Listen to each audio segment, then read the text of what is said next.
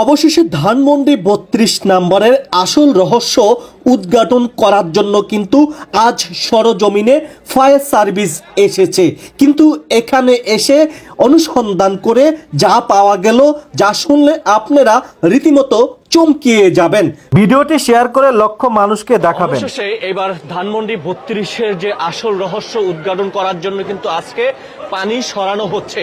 আপনারা ইতিমধ্যে দেখতে পাচ্ছেন যে অনেক দূর দূরান্ত থেকে কিন্তু আজও ৩২ নম্বরে মানুষ কিন্তু ভিড় জমাচ্ছে। আসলে কি আয়নাঘর রয়েছে না অন্য কিছু রয়েছে? আজকে ফায়ার সার্ভিস এসে এখান থেকে সমস্ত পানি কিন্তু সরানো হচ্ছে। চলুন আমরা একটু যেতে চাই।